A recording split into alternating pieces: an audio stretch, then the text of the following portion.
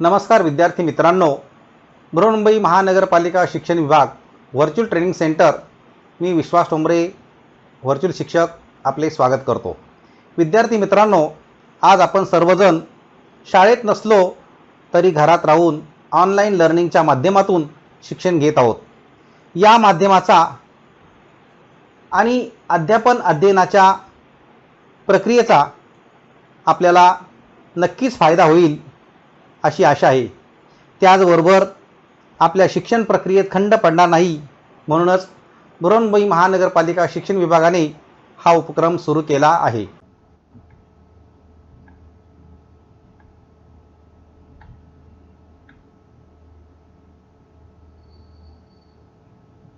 इयत्ता 9वी आपला विषय आहे भूगोल।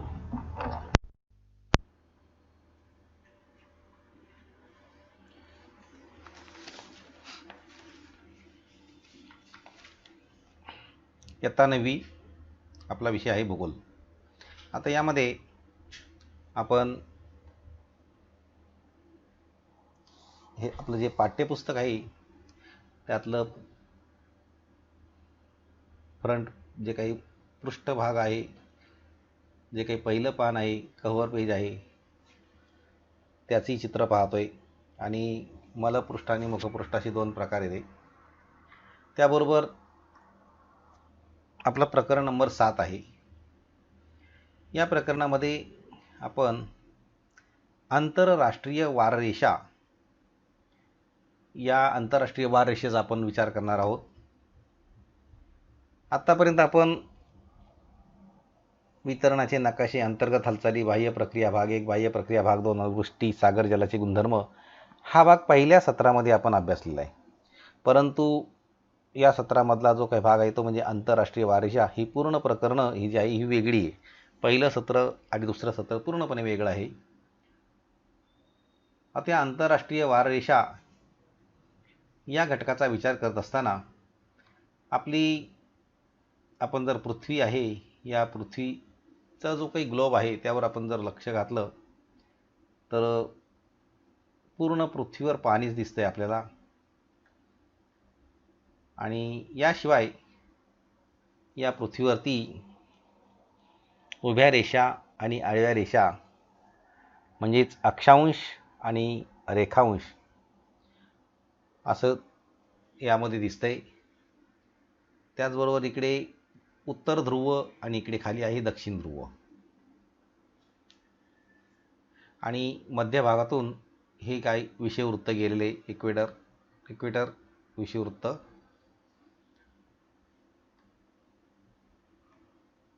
उत्तर गोलार्ध, दक्षिण गोलार्ध, तीच आकृती आहे ही। मग या ठिकाणी अक्षांश आणि रेखांशांची आवश्यकता काय, हा एक प्रश्न आलेला आहे इथे। आपण हे उत्तर ध्रुव आणि दक्षिण ध्रुव, आता ही जी आकृती आहे यामध्ये पूर्णपणे आपण जर विचार केला की निरीक्षण केलं तर या ठिकाणी आपल्याला हे ध्रुववृत्त जे आहे इथून आणि इथे उत्तर आणि दक्षिणेला ह्या अशा रेषा दिसत आहेत, आडव्या आणि उभ्या, अक्षांश आणि रेखांश। त्याचबरोबर आता अक्षांश आणि रेखांश, आता समजा आपल्याला एका ठिकाणाहून दुसऱ्या ठिकाणी जायचं आहे, विमानाने प्रवास करतोय पण आपल्याला काही माहीत नसतं, मग अशा वेळेला या अक्षांश रेखांशाचा आपल्याला उपयोग होत असतो। या काल्पनिक रेषा आहेत तशा। मग एका अक्षवृत्तावरून दुसऱ्या अक्षवृत्तावर किंवा रेखावृत्तावर जात असताना हे जे एक छोटं इथे विमान दाखवलं आहे ते बघा कशा पद्धतीने जाते।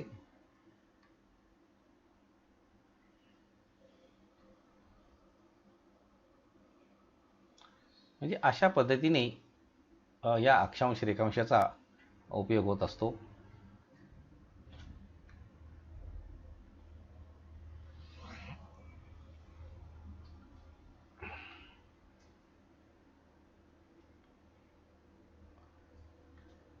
मग आंतरराष्ट्रीय वाररेषा ही कशी ठरवली जाते, असा एक भाग आहे. म्हणजे इथे जागतिक प्रमाणवेळ ही कोणत्या रेखावृत्तावरून ठरवली जाते. आता आपण जागतिक प्रमाणवेळ जर विचार जर केला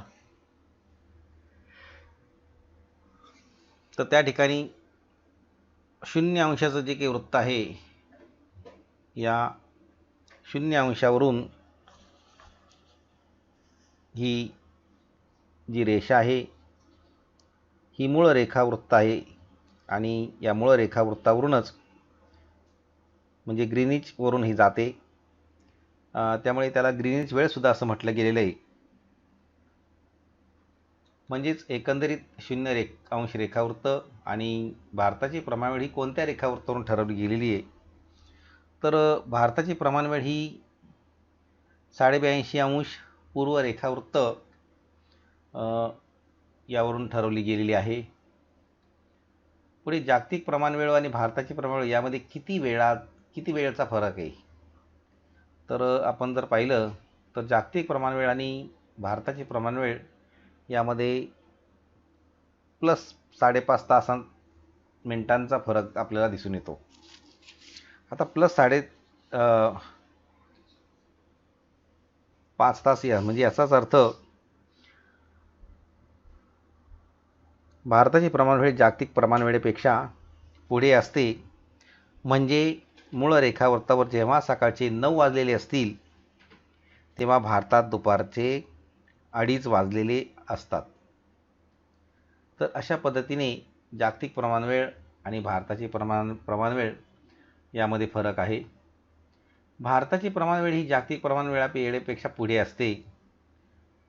म्हणजेच मूळ रेखावृत्तावर जेव्हा सकाळचे 9 वाजलेले असतात तेव्हा भारतात 14:30 म्हणजेच 2:30 वाजलेले असतात.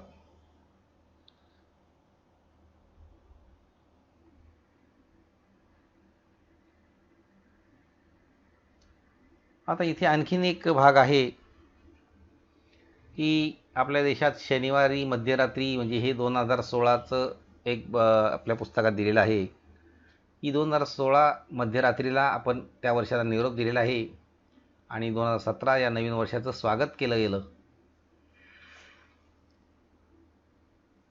म्हणजे जगातील इतर देशातही 2017 या नवीन वर्षाचे स्वागत करण्यात आलेलं आहे. आणि सोबत काही देशातील शहरांमध्ये भारतीय प्रमाणवेळेनुसार कोणत्या वारी आणि किती वाजता नवीन वर्षाचे स्वागत करण्यात आले त्याचा एक तक्ता दिलेला आहे आणि त्याचं आपण निरीक्षण करायचं आहे. आता या तक्त्यामध्ये जर आपण निरीक्षण केलं तर देश, शहर, वार आणि भारतीय वेळ. इंग्लंड, लंडन त्यावेळेला रविवार होता आणि भारतीय वेळ जी आहे ती 5:30 होती.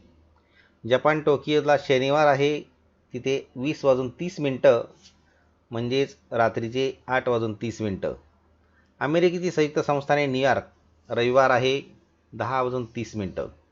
अमेरिकी संयुक्त संस्थाने बाकेर बेट रविवार आहे 17:30. म्हणजे याचा अर्थ 17:30 म्हणजे किती 5:30 वाजले असतील. ऑस्ट्रेलिया आणि सिडनी म्हणजे शनिवार आहे 18:30 म्हणजे संध्याकाळची वेळ आहे 18:30 म्हणजे 6:30. न्यूझीलंड ऑकलंड शनिवार आहे 16:30. सामोआ बेट अपिया शनिवार 15:30 आणि तुवालू फुनाफुती बेट शनिवार 17:30. तर अशा पद्धतीने हा जो तक्ता दिलेला आहे या तक्त्यामध्ये वार आणि वेळ हे आपल्या लक्षात आलेलं असेलच. जसं उदाहरणार्थ अमेरिकी संयुक्त संस्थाने आहेत बाकेर बेट या ठिकाणी रविवार होता आणि 17:30 वेळ दाखवली गेलेली. त्याचबरोबर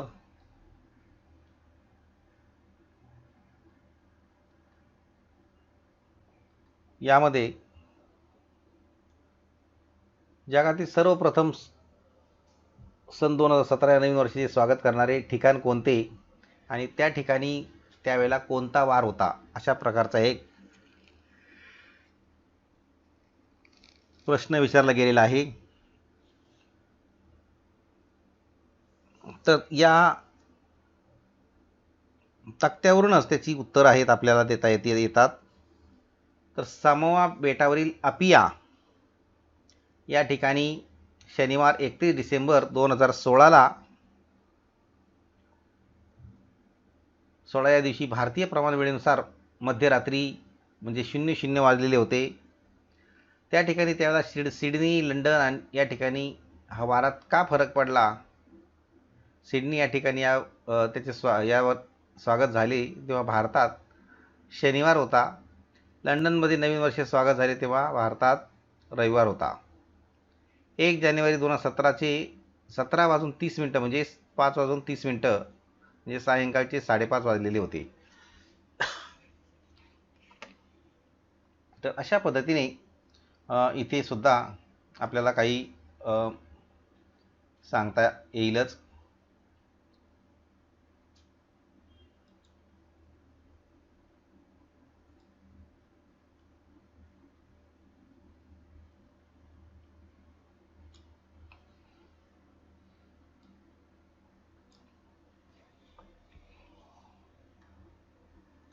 आता मूळ रेखावृत्त जे आहे या मूळ रेखावृत्तावर दुपारचे 12 वाजलेले असताना इतर वेगळ्या रेखावृत्तावर वेळ काय असेल हे समजण्यासाठी हा एक तक्ता दिलेला आहे, तो पूर्ण करायला दिलेला आहे आपल्याला. तर जसं उदाहरणार्थ 0 रेखावृत्तावर दुपारचे 12 वाजलेले असतील तर त्याच वेळेला 60° पश्चिम रेखावृत्तावर 8 वाजले असतील.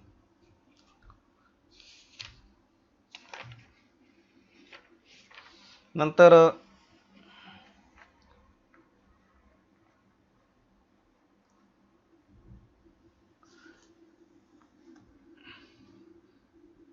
60°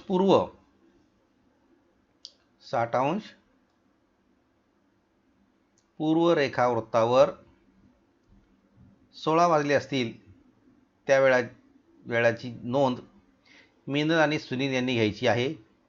म्हणजे सोबत एक आकृती दिली, त्या आकृतीची मदत घ्यायला सांगितलेली आहे.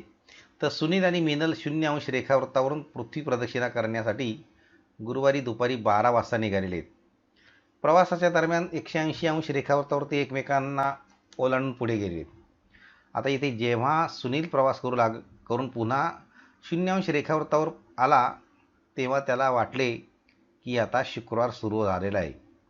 मिनल ज्यावेळेला 0° रेखावृत्तावर परत आली तेव्हा तिला वाटले की आता बुधवार सुरू आहे.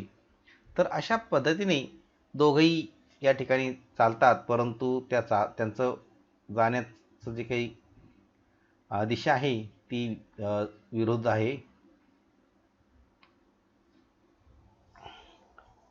आता इथे तसंच हा तक्ता दिलेला आहे की जसं देश आणि शहर यांचा जो तक्ता दाखवला गेलेला आहे. या तक्त्यावरून आपल्या लक्षात येईल की लंडन म्हणजे इंग्लंड वार रविवार होता. त्याच वेळेला भारतामध्ये 5:30 वाजलेले होते. जपान टोकियोला शनिवार होता, त्याला भारतात 20:30 म्हणजे 8:30 वाजलेत. अमेरिकी संयुक्त संस्थाने बाकेर बेट रविवार होता, भारतात 17:30 झाले म्हणजे 5:30 वाजले. ऑस्ट्रेलिया सिडनी शनिवार 18:30 म्हणजे 6:30. न्यूझीलंड ऑकलंड शनिवार होता, 6:30 म्हणजे 4:30. सामोआ बेट अपिया शनिवार होता, 15:30 म्हणजेच दुपारचे 3:30. तुवालू फुनाफुती बेट शनिवार होता, 17:30 म्हणजे 5:30 वाजले. तर अशा पद्धतीने भारतीय प्रमाणवेळ आणि वार कोणता हे या तक्त्यात दाखवलेलं आहे. त्याचबरोबर येथे तक्ता पूर्ण केल्यानंतर मूळ रेखावृत्तावर ग्रीनिच वार आला होता. तक्ता पूर्ण केल्यावर मूळ रेखावृत्तावर ग्रीनिच येथे कोणता वार आला. दोघी एकाच ठिकाणी असून देखील वेगवेगळे वार कसे अनुभवत होते आणि उपक्रमात किती वार आले आणि कोणते. तर अशा पद्धतीने मग जो तक्ता दाखवला त्या तक्त्यावरून त्याची उत्तरं सोडवायची होती. आता इथे एक तक्ता आहे अ तक्ता आणि ब तक्ता. अ तक्त्यामध्ये मिनिटच्या नोंदी करायच्या आहेत आणि ब तक्त्यामध्ये सुनीलच्या नोंदी करायच्या आहेत. अ तक्त्यामध्ये काय सांगितलं की 0° ग्रीनिच म्हणजे गुरुवार दुपारचे 12 वाजलेले आहेत. व त्याच वेळेला 0° पश्चिम गुरुवार होता दुपारचे 12 वाजलेले आहेत. 30° पश्चिम गुरुवार होता सकाळी 10 वाजलेले आहेत. आणि त्याच वेळेला रेखावृत्त जे आहे ते 30° पूर्वेला गुरुवार आहे दुपारचे 14:30 म्हणजे 2 वाजलेले आहेत. आता पुन्हा पश्चिमेकडे वळूया. 60° पश्चिम त्यावेळेला गुरुवार होता आणि सकाळचे 8 वाजले होते. 60° पूर्वेला पण गुरुवार होता आणि रात्रीचे 16 वाजले म्हणजे 4 वाजले होते. 90° पश्चिमेला गुरुवारच होता सकाळी 8 वाजले होते. नंतर इकडे पुन्हा पूर्वेला 90° पूर्वेला गुरुवार होता रात्रीचे 18 वाजले म्हणजे 6 वाजलेले आहेत. 100° पश्चिम म्हणजे पश्चिमेला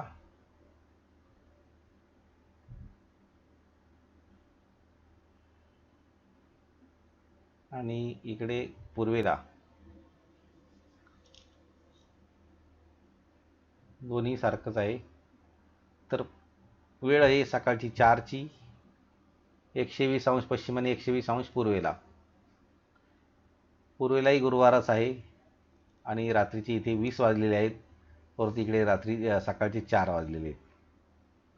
150° पश्चिमेला गुरुवारच आहे सकाळचे 2 वाजलेत आणि गुरुवारी 150° पूर्व रात्रीचे 12 वाजलेले आहेत.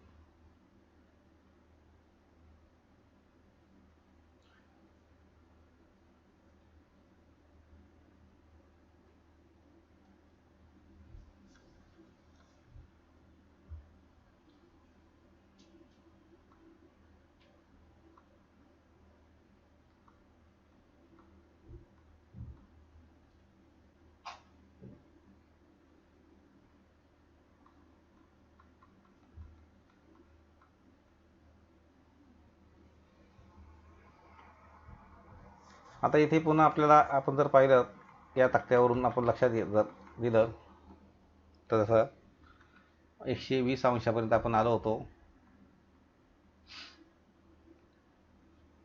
150° पश्चिमेला गुरुवार आहे सकाळचे 2 वाजले. 150° पूर्वेला पुन्हा इकडे गुरुवार आलेला आहे आणि ते रात्रीचे 22 वाजले म्हणजे 10 वाजलेत. 180° पश्चिमे आता पूर्व सुरू झाली. पूर्व बाजू सुरू झाली त्याला गुरुवार आलेला आहे रात्रीचे 12 वाजलेत. पश्चिम बाजू सुरू होते आता गुरुवार आहे रात्रीचे 12 वाजलेत. आता 150° पूर्वेला काय झालं बुधवार आहे रात्रीचे 22 वाजले म्हणजे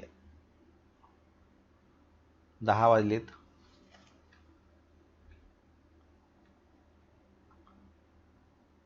नंतर इकडे 120° पूर्वेला बुधवार आहे रात्रीचे 20 वाजले म्हणजे 8 वाजलेत.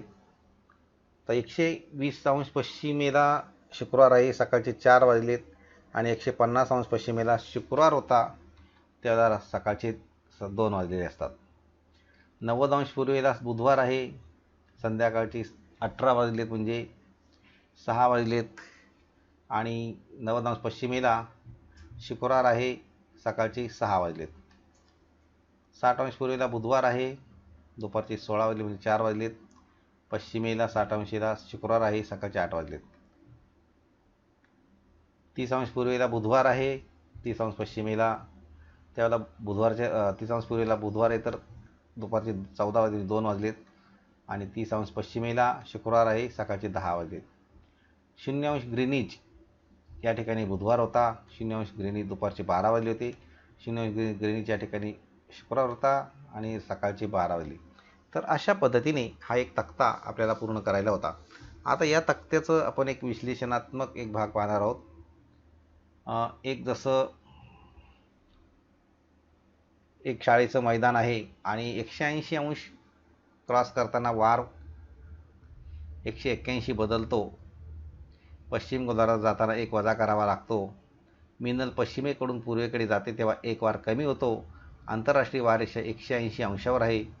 ग्रीनिच 0 अंश रेखावृत्तावर आहे. आता मिनल आणि सुनीलचा जो काही प्रवास आहे तो प्रवास या ठिकाणी सुरू होतो. आता हे चित्र आपण पाहू शकता. या चित्रामध्ये इकडे मध्यरात्र दाखवलेली आहेत. इकडे मिनल आहे आणि इकडे सुनील आहे. इथे पण या बाजूला मिनल आहे आणि इकडे सुनील आहे. आता इथे गुरुवार आहे, मध्यान्ह झालेली आहे. इकडे मध्यरात्र झालेली आहे. आता दोघेही निघालेले आहेत विरुद्ध बाजूने. आता जेव्हा मिनल मध्यरात्रीचे 12 वाजले होते तेव्हा इकडे सुद्धा गुरुवारी मध्यान्ह होता. इथेही 12 वाजलेले आहेत आणि 150 अंशावर सकाळचे 2 वाजलेले आहेत. इकडे रात्रीचे 10 वाजलेले आहेत. 120 अंशावर सकाळचे 4 वाजलेले आहेत. 120 अंश पूर्वेला रात्रीचे 8 वाजलेले आहेत. 90 अंश पश्चिमेला सकाळचे 6 वाजलेत. 90 अंश पूर्वेला संध्याकाळचे 6 वाजलेले आहेत. 60 अंश पश्चिमेला सकाळचे 8 वाजलेले आहेत. तर संध्याकाळी पूर्वेला 4 वाजलेत. 60 अंश पश्चिमेला सकाळचे 10 वाजलेले आहेत. आता इथे 60 अंश आणि 30 अंश हा एक भाग आहे. तर 30 अंश जो आहे तो पश्चिमेच्या बाजूला जर सकाळचे 10 वाजलेत तर पूर्वेला दुपारी 2 वाजलेले आहेत. आता मिनल आणि सुनील यांचा जो काही प्रवास आहे तो ह्या आकृतीमध्ये आपण पाहणार आहोत.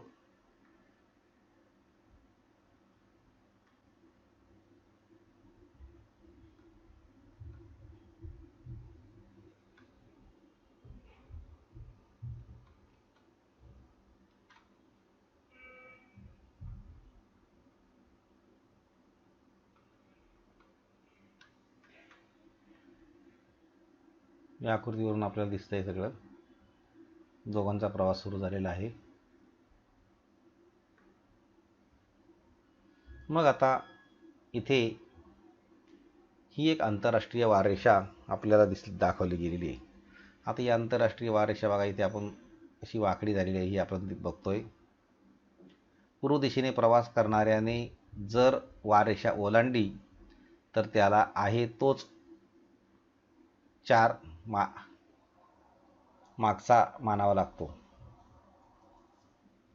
इथे मकर वृत्त दाखवलेलं आहे, वरती विषुववृत्त दाखवले उत्तर गोलार्धामध्ये आणि मध्यातून विषुववृत्त गेलेले आहे. परंतु कर्कवृत्त हे जे आहे उत्तर गोलार्धात आहे, तर मकरवृत्त दक्षिण गोलार्धात दाखवले गेलेले आहे.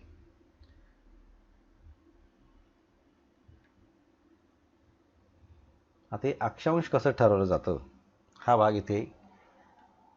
अक्षांश म्हणजे एकूण अक्षांश 90 अंश उत्तर, 90 अंश दक्षिण प्लस 1 विषुववृत्त म्हणजे 181.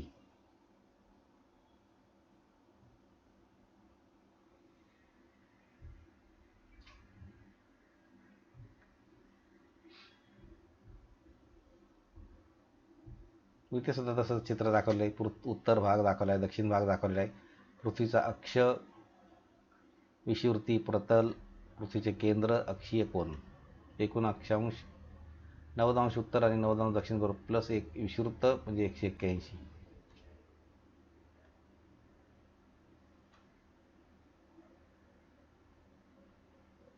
आता ह्या आकृतीमध्ये आपल्याला उत्तर अक्षवृत्त, नंतर पूर्व रेखावृत्त असं दाखवले गेलेले आहेत. पृथ्वीचं केंद्र आहे, रेखांश आहे, अक्षांश आहे, विषुववृत्त दाखवलेले आहेच. ही आकृती तशीच आहे. म्हणजे कोणत्याही दोन अक्षांशामधील अंतर साधारणपणे 69.2 मैल किंवा 111 किलोमीटर असतं. हे आकृतीवर दाखवलं गेलेलं आहे. इथं आपल्यासमोर कर्कवृत्त 23.5 उत्तर, विषुववृत्त शून्यावर आहे आणि मकरवृत्त 23.5 दक्षिणेला इथे दाखवलं गेलेलं आहे.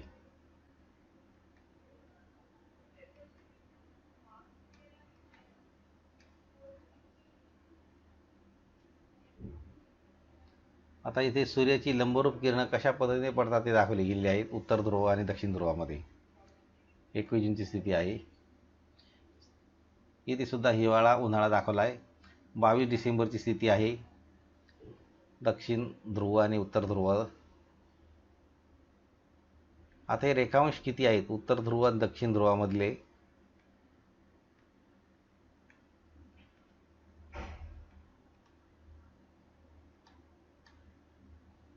म्हणजेच इथे रेखांश जे दाखवले गेलेले आहेत ते उत्तरेकडे 180, दक्षिणेकडे 180 अशा पद्धतीने आहेत. म्हणजेच 90 अधिक 90 अधिक 90 बरोबर 360. रेखांश किती आहे ते आपण पाहिलेलं आहे. 90 अधिक 90 वर 90 अधिक 90.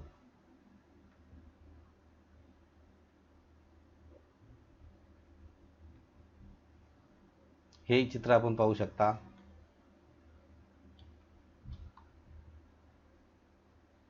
दोन रेखांशामधील अंतर पृथ्वीला स्वतःभोवती फिरण्यास जर 24 तास लागतात तर 24 तासांची मिनिटं म्हणजे 24 गुणिले 60 बरोबर 1440 मिनिटं.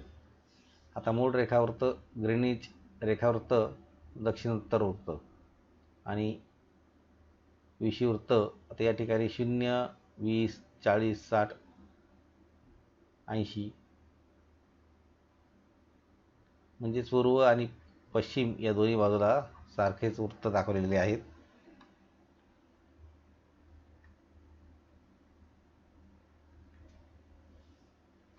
दोन रेखांशांमधील वेळेचा फरक जो आहे तो कसा इथे दाखवला आहे तर पृथ्वीला स्वतःभोवती एक फेरी पूर्ण करण्यासाठी किती 24 तास लागतात. आता 24 तासांची मिनटं म्हणजे 24 गुणिले 60 बरोबर 1440 मिनटं म्हणजे एकूण रेखावृत्त ही 360 आहेत आणि 360 रेखावृत्त फिरण्यासाठी 1440 मिनटं लागतात. म्हणजे 360 बरोबर 1440, त्यामध्ये 1440 भागिले 360 बरोबर 4 एवढा वेळ या ठिकाणी लागतोय. आता पश्चिम दिशा आणि पूर्व दिशा जेव्हा आपण पृथ्वी फिरते तेव्हा सूर्याची किरणं कशा पद्धतीने पडतात ते आपण पाहू शकता.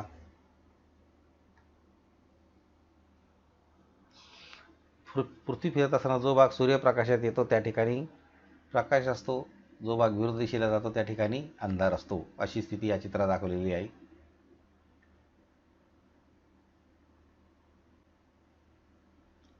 आता इथे अक्षवृत्त जो भाग आहे तो कसा दाखवला बघा.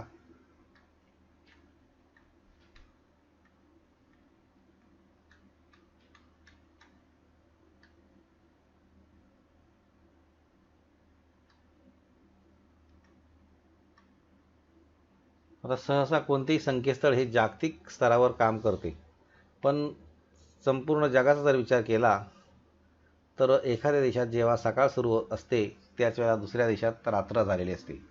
त्यामुळे एखाद्या संकेतस्थळावर आपली माहिती भरत असताना आपल्याला आपली प्रमाणवेळ विचारण्यात येते, तेव्हा त्या ठिकाणी आपण 5.5 तास प्लस 5.5 तास अशी भारताची प्रमाणवेळ निवडतो. आता प्रमाणवेळ हे जरी भूगोलातलं जे प्रकरण असलं तर या संदर्भात प्रत्येकाला हलकीशी कल्पना असणे आवश्यक आहे. कारण जागतिकीकरणाच्या या काळात देशोदेशीच्या लोकांचा परस्पर संवाद वाढलेला आहे आणि अशा वेळेला आपण म्हणतो प्रमाणवेळ म्हणजे काय. तर प्रमाणवेळ जी आहे ही प्रमाणवेळ ज्याला म्हणतात, जसं जागतिक प्रमाणवेळ ही 0 रेखावृत्त किंवा मूळ रेखावृत्तावरून ठरली जाते. हे रेखावृत्त ग्रीनिचवर जात असल्याने यावेळेला ग्रीनिच वेळ किंवा प्रमाणवेळ असंही म्हटलं गेलेलं आहे. आता प्रत्येक देशाची प्रमाणवेळ वेगळी असते. म्हणजे जसं शनिवारी 31 डिसेंबर 2016ला या दिवशी जेव्हा भारतीय प्रमाणवेळेनुसार मध्यरात्री 0 वाजले होते, तेव्हा भारताने 2017 या वर्षाचं स्वागत केलेलं होतं. त्याच वेळेला भारताच्या पूर्वेकडील देशात 2017मध्ये या नवीन वर्षाचे स्वागत आधीच केलं गेलं होतं. तर अशा पद्धतीने वेगवेगळ्या ठिकाणी हा फरक आपल्याला इथे दिसून येतोय. आता तुम्हाला या पाठावरती जो काही भाग आहे की जसं काही प्रश्न इथे दिलेले असतात, प्रश्नांमध्ये आपण काय सांगू शकतो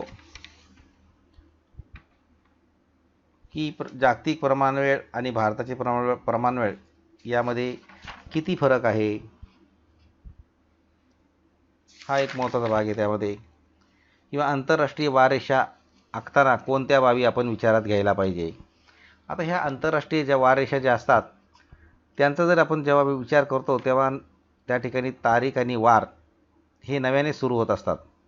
आता या रेषेच्या पश्चिमेकडे जो दिवस असतो त्याच्या मागचा दिवस या रेषेच्या पूर्वेकडे असतो. 180 अंश रेखावृत्ताची रेषा काही देशामध्ये जमिनीवरून जाते. त्यामुळे हीच रेषा जर आंतरराष्ट्रीय वाररेषा धरली तर एका देशातील प्रदेशात भूभागात 2 वेगळे वार आणि तारखा असा गोंधळ झाला असता. त्यामुळे आंतरराष्ट्रीय वाररेषा 180 अंश रेखावृत्ताला अनुसरून आखताना ती पूर्ण रेषा पूर्णतः समुद्रावरून जावी ही प्रमुख बाब विचारात घेतली गेलेली. त्यामुळे एकाच देशाचा बेटांचा समूह हा सुद्धा आंतरराष्ट्रीय वाररेषेच्या एकाच बाजूला असावा ही बाबही विचारात घेतली गेलेली आहे. आणि त्यामुळे 180 अंश रेखावृत्ताला अनुसरून आंतरराष्ट्रीय वाररेषा आखताना ती रेषा काही प्रसंगी पूर्वेकडे किंवा पश्चिमेकडे वळवण्यात आलेली आहे. तर असा एक प्रश्न आहे की आंतरराष्ट्रीय वाररेषा आखताना कोणकोणत्या बाबी विचारात घेतल्या गेल्या आहेत. या सर्व बाबी त्या ठिकाणी विचारात घेतल्या होत्या.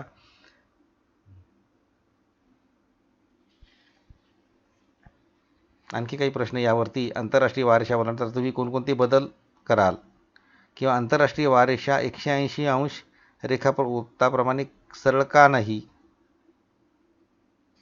आणि पुढचा प्रश्न आहे की आंतरराष्ट्रीय वाररेषा पृथ्वीवरून कोणत्याही भूभागावरून का गेलेली नाही. असे काही प्रश्नसुद्धा आपण सोडवायचे आहेत. या घटकाची बरीचशी माहिती देण्याचा प्रयत्न करण्यात आलेला आहे. आपणही या घटकाचे व पाठाचे वाचन करायचे आहे आणि पाठ्यपुस्तकात दिलेले जे प्रश्न आहेत त्या प्रश्नांची उत्तरं सोडवायची आहेत. त्याचबरोबर आपल्याला मी काही प्रश्नसुद्धा दिलेले आहेत, ते प्रश्नसुद्धा आपण सोडवायचे आहेत. आणि याबरोबरच या पाठाच्या आपल्या प्रतिक्रिया आपण बृहन्मुंबई महानगरपालिकेच्या यूट्यूब चॅनलवर जरूर कळवायच्या आहेत. धन्यवाद.